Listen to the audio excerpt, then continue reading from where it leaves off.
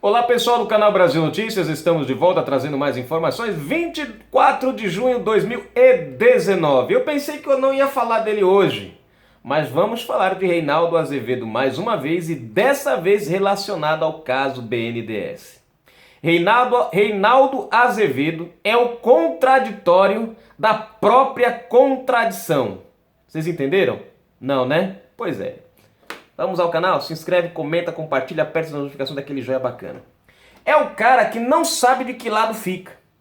Ele critica uma coisa e defende outra. Depois ele critica outra e defende uma coisa. É doido.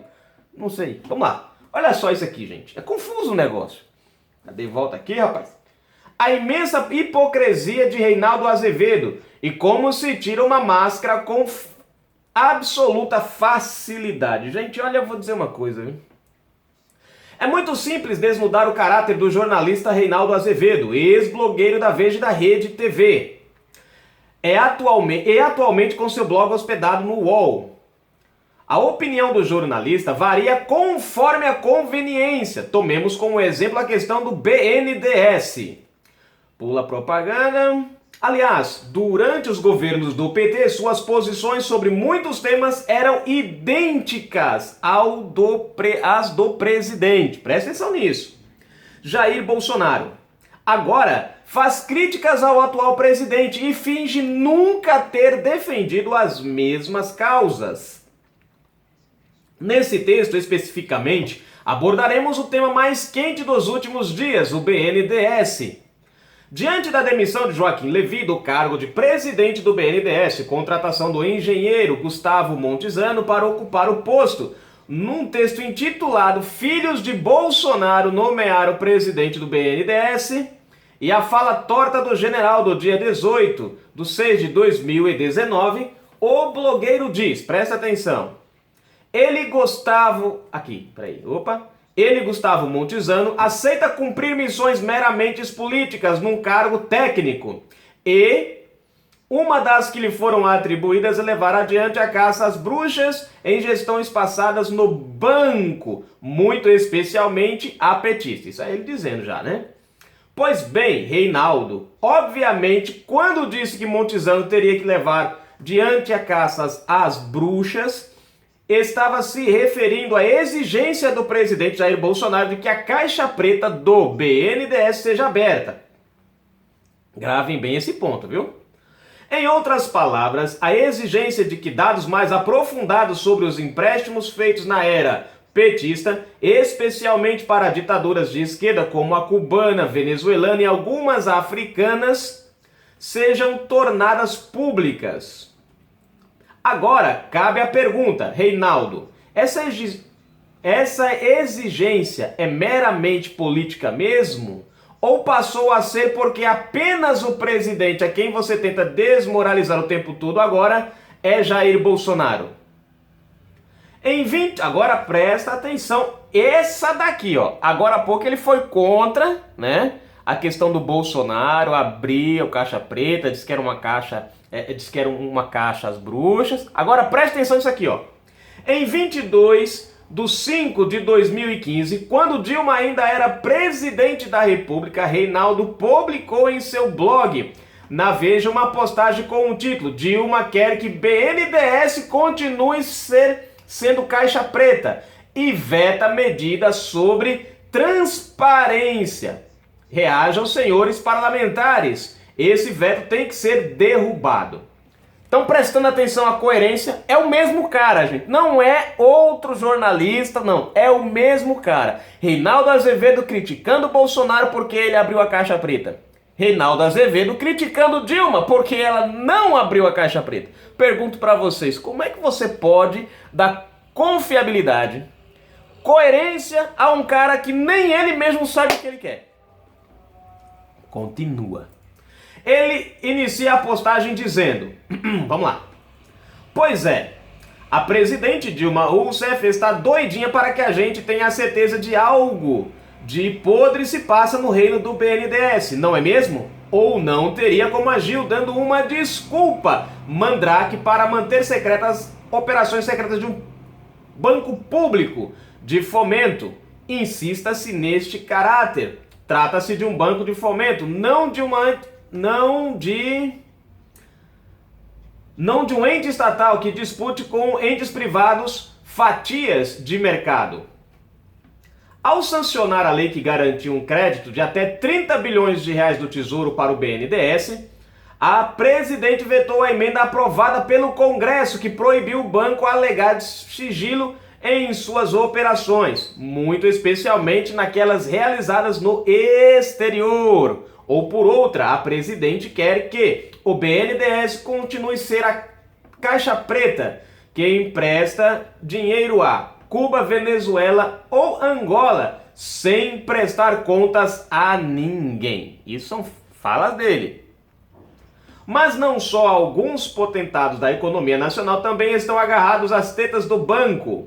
Não, por acaso, costumam brilhar entre os maiores financiadores das campanhas eleitorais dos companheiros. Petista se referindo ao PT. Veja que ele aqui está criticando o PT.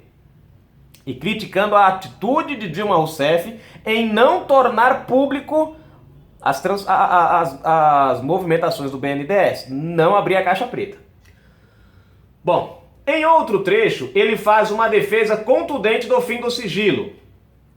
Mas me digam em que a revelação das condições de concessão de empréstimo do BNDES afeta a segurança nacional. De que modo os interesses do país passariam a correr riscos? Quem, a esta altura, se não os petistas, querem manter sigilo sobre o financiamento no Porto de Mariel, em Cuba, por exemplo? E quer mantê-lo por quê? Pois é triste ver isso aqui até e quer mantê-lo por quê? É uma pergunta que encerra o comentário do Reinaldo Azevedo. Prestem atenção que ele aqui é ferrenho defensor da abertura da Caixa Preta. Pois é triste ver a decadência de Reinaldo Azevedo, que antes era uma inspiração para a direita brasileira. Já foi o blog de política mais lido no país, mas nessa toada vai acabar como Paulo Henrique Amorim. Bom dia! E sugiro que... Cadê aqui? Cadê onde foi que eu parei? Sugiro que aproveite o público que lhe resta e explique inequivocadamente, quase não sai, é necessário ou não acabar com o sigilo dos empréstimos do BNDES. Fica a pergunta. Quer dizer, meu querido, é ou não é para acabar com esse negócio? Você tem que decidir. Gente, jornalista, né? Jornalista ele tem que ter coerência. O que é a coerência? Ele tem que ter uma linha de defesa. Ele não pode ter várias linhas de defesa num assunto só. Eu não posso ter duas opiniões num assunto só. Ou eu sou contra abrir a caixa preta, ou eu sou a favor de abrir a caixa preta. Você vê que ele critica Bolsonaro e fala, não caça as bruxas ao PT.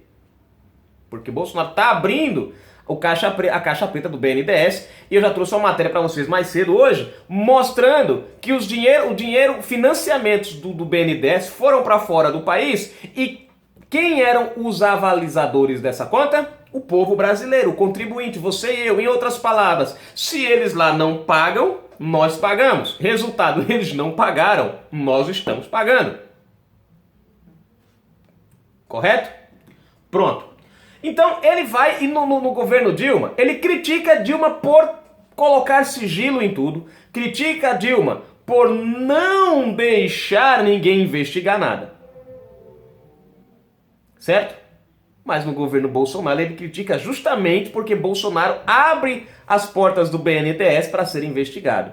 Abre a caixa... Quer dizer, o cara ele mostra claramente que ele não é um jornalista, como é que se diz? Ele não é um jornalista coerente com a verdade. Ele é um jornalista coerente com o sensacionalismo. E qual que é a diferença das duas coisas?